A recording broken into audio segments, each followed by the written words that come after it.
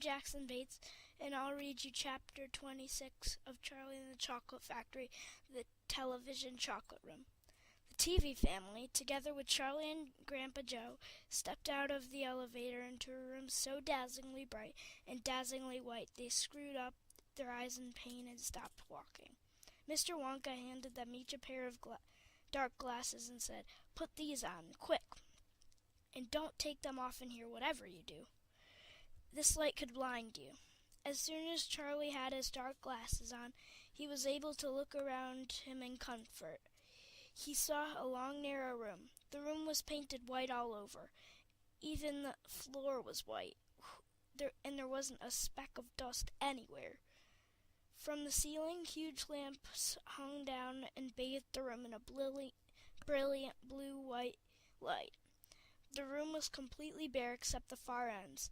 At one end, these ends, there was an enormous camera on wheels, and a whole army of Oompa Loompas was clustering around it, oiling its joints and adjusting its knobs and polishing its great glass lens. The Oompa Loompas were all dressed in the most extraordinary way. They were wearing bright red spacesuits, complete with helmets and goggles. At least they looked like spacesuits, and they were working in complete silence. Watching them, Charlie experienced a queer sense of danger. There was something dangerous about the whole business, and the Oompa Loompas knew it. There was no chattering or singing among them here. They moved about over the huge black camera slowly and carefully in their scarlet spacesuits.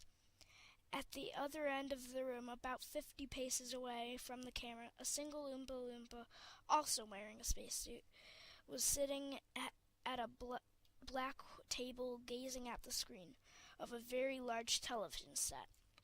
"Here we go," cried Mr. Wonka, hopping up and down with excitement. "This is the testing room for my very latest and greatest invention, television chocolate." "But what is television chocolate?" asked Mike Teavee. "Good heavens, child, stop interrupting me," said Mr. Wonka. It works by television. I don't like television myself. I hope it's all right in small doses, but children never seem to be able to take it in small doses. They want to sit there all day long and staring at that screen." "That's me," said Mike Teavee. "Shut up," said Mr. Teavee. "Thank you," said Mr. Wonka. "I shall now tell you how this amazing television set of mine works. But first of all, do you know how ordinary television works? It is very simple. At one end, where the picture is being taken, you have a large movie camera that you start photographing something. The photographs are then split up into millions of tiny pieces, which are so small that you can't see them. And these little pieces are shot into the sky by electricity. In the sky, they go whizzing around all over the place until suddenly they hit the antenna on the roof of somebody's house. Then they go flashing down the wire that leads right to the back of the television set.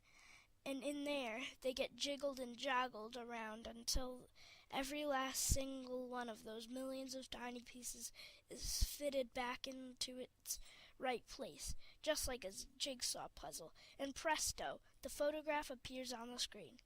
"That isn't exactly how it works," Mike Teavee said. "I'm a little deaf in my left ear," Mr. Wonka said. "You must forgive me. I don't hear everything you say." "I said that isn't exactly how it works," shouted Mike Teavee. "You're a nice boy," Mr. Wonka said, "but you talk too much. Now then, the first time I saw an ordinary television working, I was struck by a tremendous idea. 'Look here,' I shouted. 'If these people can break up a photograph into millions of pieces and then send the pieces whizzing through the air, and then put them together again at the other end, why can't I do the same thing with a bar of chocolate?' Why can't I send a real bar of chocolate whizzing through the air into tiny pieces and then put the pieces together at the other end, all ready to be eaten? Impossible, said Mike TV. You think so? Cried Mr. Wonka. Well, watch this.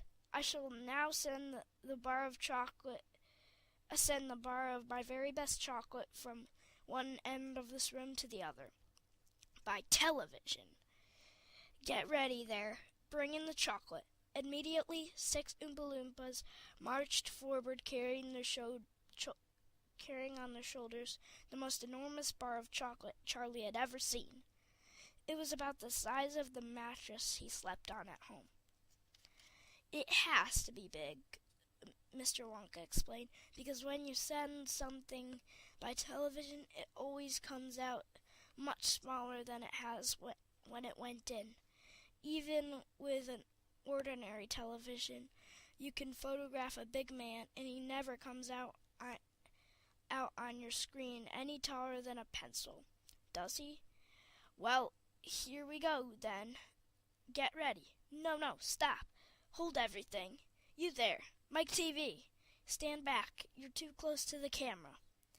There are dangerous rays coming out of that thing. They could break you up into 1,000,000 tiny pieces in 1 second. That's why the Oompa Loompas are wearing spacesuits, to protect them. All right, that's better. Now, then, switch on. One of the Oompa Loompas caught hold of a large switch and pulled it down. There was a blinding flash. The chocolate's gone, shouted Grandpa Joe, waving his arms. He was quite right. The whole enormous bar of chocolate had disappeared completely into thin air. It's on its way, cried Mr. Wonka. It is now rushing through the air above our heads in 1,000,000 tiny pieces. Quick, come over here. He dashed over to the other end of the room where the large television set was standing, and the others followed him. Watch the screen, he cried. Here it comes. Look.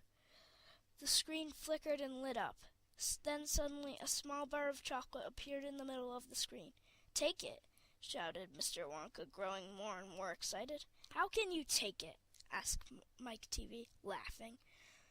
It's just a picture on a television screen. Charlie Bucket, cried Mr. Wonka. You take it. Reach out and grab it. Charlie put out his head and touched the screen, and suddenly, miraculously, the bar of chocolate came away in his fingers. He was so surprised he nearly dropped it. Eat it, shouted Mr. Wonka. Go on, eat it. It'll be delicious. It's the same bar. It's gotten smaller on its journey, that's all. It's absolutely fantastic, gasped Grandpa Joe. It's a miracle. Just imagine, cried Mr. Wonka. When I start using this across the country, you'll be sitting at home watching television, and suddenly a commercial will flash onto the screen and a voice will say, Eat Wonka's chocolates. They're the best in the world. If you don't believe us, try one for yourself. Now. And simply reach out and take one. How about that? Terrific, cried Grandpa Joe. It'll change the world.